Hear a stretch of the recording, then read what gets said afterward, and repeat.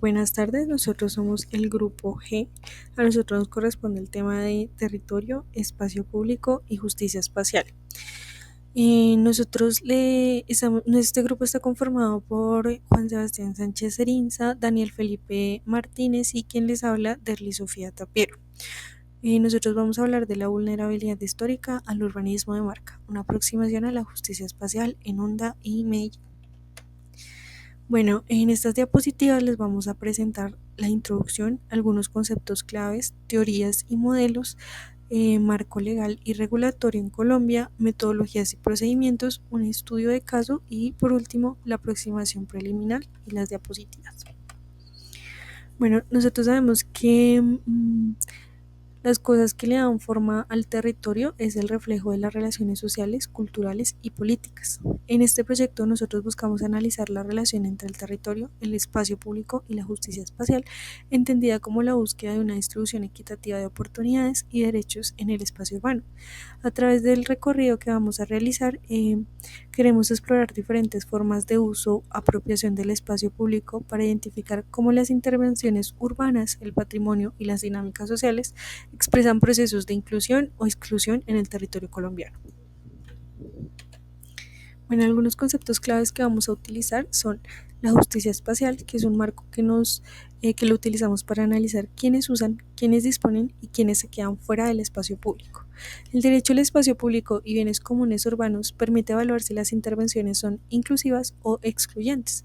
La segregación socioespacial es una distribución desigual de grupos sociales en el territorio, generando concentraciones de riqueza o pobreza y diferencias en el acceso a servicios.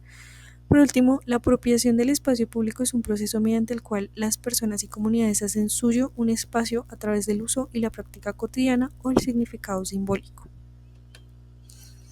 Algunas teorías y modelos que vamos a manejar es la teoría de la justicia espacial de Edward Soya. Esta teoría articula la justicia social con el espacio, argumentando que las desigualdades sociales están arraigadas y se manifiestan en la dimensión espacial.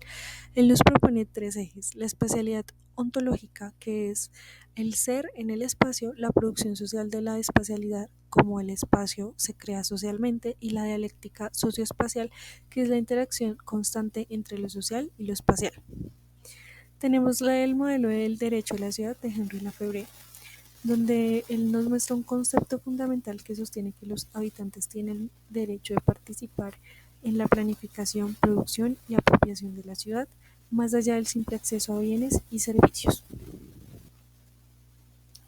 Para el marco legal y regulatorio en Colombia tenemos la Ley General de Asentamientos Humanos, que nos suele plantear el derecho a la ciudad a nivel legal, promoviendo la equidad, la inclusión y la cohesión social, buscando eliminar la segregación y la marginación. Por otro lado, la Constitución Política de Colombia nos proporciona el marco legal para la protección del espacio público y la garantía de derechos fundamentales que se materializan en el territorio. El Plan de Ordenamiento Territorial es un instrumento legal clave que rige cómo se planifica y usa el territorio a escala local, y es donde se plasman o se niegan los principios de la justicia espacial. Ahora vamos con las metodologías de la investigación. En estas metodologías tenemos el enfoque principal, el cual es un enfoque mixto. Significa que tiene partes cuantitativas y cualitativas que hay que desarrollar. Lo primero, la justicia espacial es un concepto que es muy importante conocer, ya que no solo refiere a esa distribución que se da de los recursos y los servicios, esa distribución objetiva, lo cual se puede tomar como un aspecto cuantitativo, sino también se debe a estas relaciones de poder que se encuentran adentro de la sociedad. La producción social del espacio, la percepción y la aprobación de ese espacio es importante saberla, ya que esto es un aspecto cualitativo que los habitantes nos pueden ofrecer. Recordemos que quién más sabe del territorio si no son los mismos habitantes que viven ahí. Por otra parte, el marco clave es la dialéctica socioespacial, ya que nos dicta que el espacio no es un mero fondo físico. Esta justicia espacial está en correlación con la territorialidad de la injusticia social, y tenemos que tener en cuenta que esto es fundamental analizarlo, ya que lo social configura lo espacial y lo espacial configura o impacta a lo social. Por otra parte, para el tratamiento y análisis de datos podemos obtener que los datos cualitativos, como lo mencionábamos anteriormente, pues estas documentaciones o estos relatos que nos pueden dar los habitantes, o sea, estos discursos, identificar la naturaleza de los discursos de las personas, codificar esas narrativas sobre esa producción en el espacio de lo que se quiere y lo que impacta a los habitantes y ver estas ambigüedades en las políticas sociales, porque no siempre lo que se planea es para lo, digamos que lo que más se requiere. Muchas veces se piensa en solo el escritorio y no se va al territorio a ver realmente qué necesitan estas personas.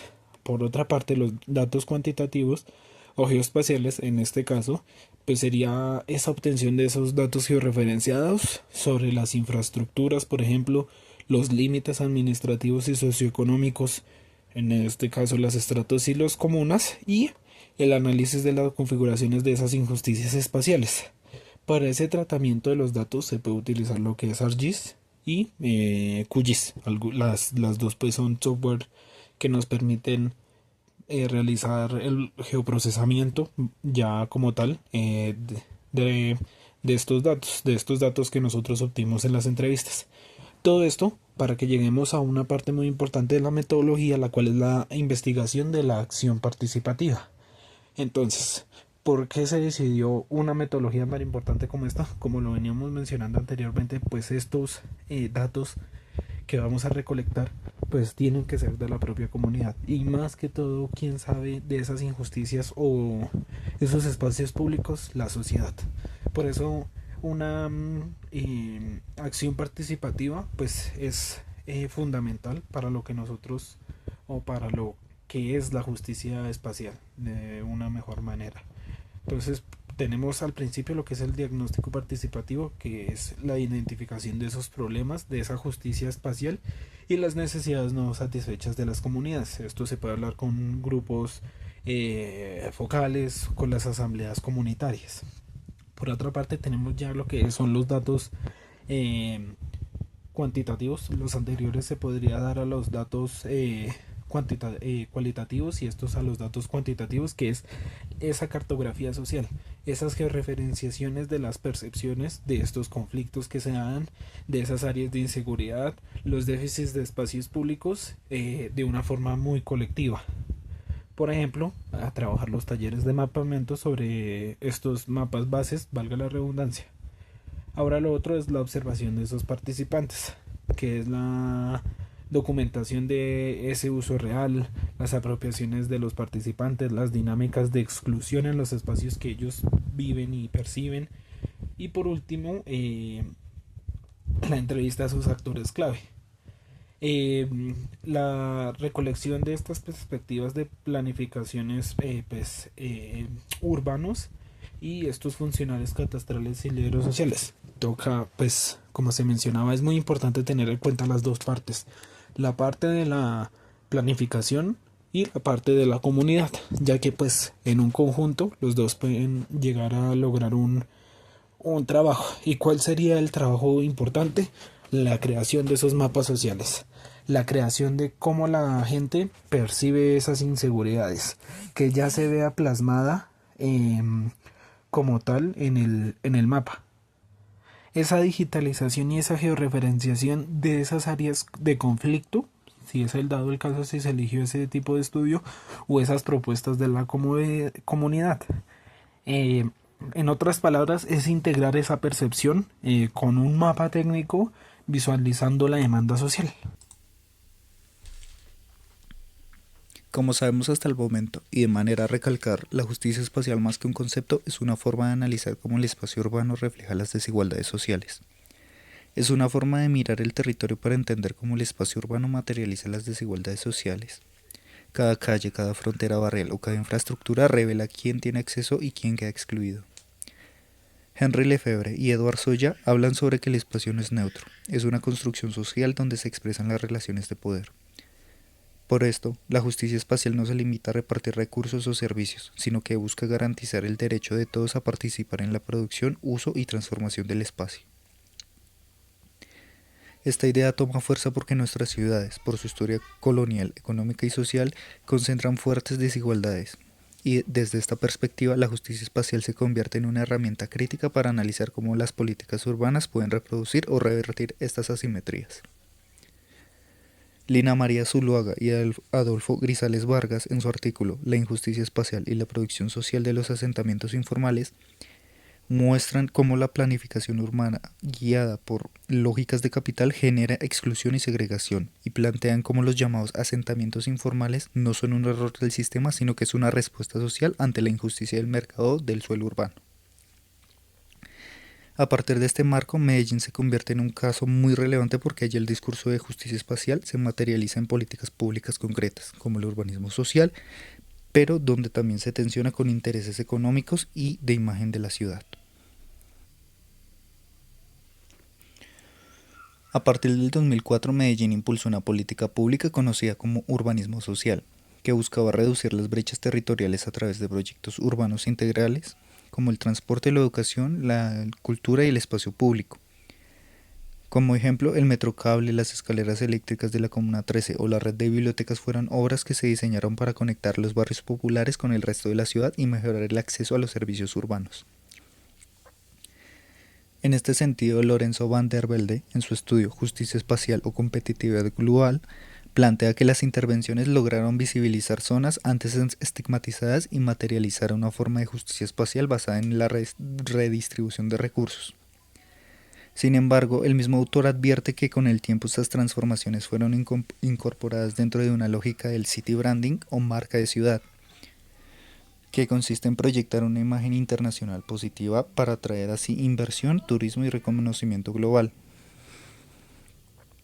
Bajo esta premisa, Medellín comenzó a presentarse al mundo como una ciudad más innovadora, bajo un modelo urbano exportable, y bajo esa narrativa también se convirtió en un urbanismo social, en una herramienta de mercadeo. El problema es que cuando el espacio se usa como marca, se corre el riesgo de que la justicia espacial se reduzca a una apariencia. Las obras pueden mejorar la imagen de la ciudad, pero no necesariamente las condiciones estructurales de los habitantes. Y en lugar de cuestionar las desigualdades, el discurso de inclusión puede volverse parte del modelo neoliberal de la ciudad, donde lo social se integra al desarrollo económico, pero no al empoderamiento real de las comunidades.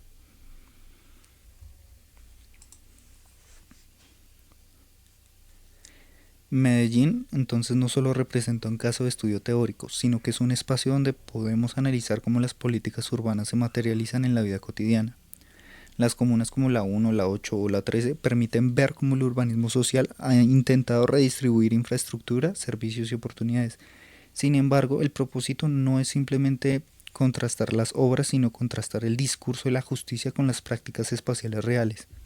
Es decir, observar si estas intervenciones realmente modifican las relaciones sociales o si solo transforman la imagen urbana que se tiene de esta.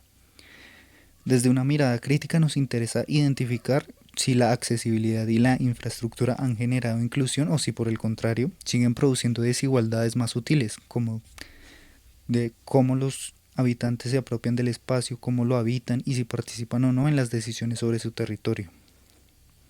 De esta manera, Medellín se plantea como, por decirlo de alguna forma, un laboratorio vivo de justicia espacial, donde se manifiestan las tensiones entre el derecho a la ciudad y las dinámicas del mercado.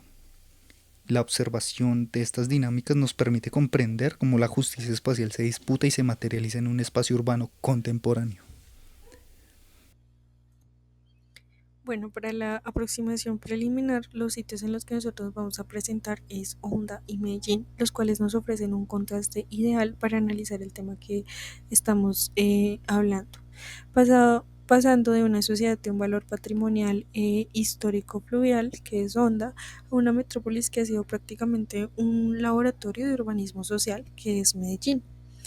En Honda tenemos planeados algunos puntos y actividades sugeridas que serían visitar la Plaza de Bolívar, el Malecón y los puentes históricos, donde podemos mirar la accesibilidad al Malecón en las plazas, los usos, turismo versus local, la presencia de comercio informal y la señalización de patrimonio. Algunos métodos que podemos utilizar son la observación estructurada por medio de fichas, fotos georreferenciadas, 4 o 6 encuestas rápidas a transeúntes, ya sean habitantes o turistas, sobre la percepción del acceso y beneficios del turismo. También podemos visitar el archivo local o patrimonio, donde podemos consultar fichas históricas del municipio para entender transformaciones. Podemos visitar el mercado local y las calles de comercio, donde podemos mirar quién usa el espacio, cuáles son las horas picos, el conflicto entre comercio y espacio peatonal, y mujeres y jóvenes como usuarios. En la ruta de la carretera que pues vamos a tomar podemos hacer observaciones en los cambios de la infraestructura vial y la conectividad, como por ejemplo mirar la calidad de las vías, los paraderos, la señalización, los paisajes rurales versus periurbanos que se manifiestan y pues observar si hay desigualdades en inversión. Algunos métodos es tomar notas de campo, fotos con ubicaciones y si es posible identificar asentamientos o centros de servicio alejados. Para Medellín tenemos una selección de sitios y actividades que serían pues visitar el centro histórico, Parques del Río y plazas públicas centrales donde podríamos observar el diseño para la ciudadanía, la accesibilidad universal, la redistribución del espacio antes y después de las intervenciones, la presencia de actores vulnerables como por ejemplo personas sin vivienda, vendedores informales, entre otros. Algunos métodos que podemos utilizar serían encuestas de usuarios, observación de tipo de uso, ya sea recreativo, tránsito, protesta o comercio. También podemos visitar barrios con metrocable, como por ejemplo Santo Domingo, donde podemos mirar el efecto en la accesibilidad, el tiempo que toma a los usuarios a centros de empleo y servicios, los cambios del uso del espacio público, la gentrificación y el incremento en la oferta de servicios. También una visita al archivo histórico, museo o al centro cultural, donde podemos mirar documentos sobre las transformaciones de las plazas y parques, acciones municipales, construir una línea del tiempo que nos permita ver qué se ganó o se perdió con las intervenciones, una visita al archivo histórico de Medellín, donde podremos obtener fuentes primarias de actos, planos y fotos. Y pues ya por último presentamos la bibliografía, una parte de la bibliografía, la otra parte queda anexada en el informe. Y gracias.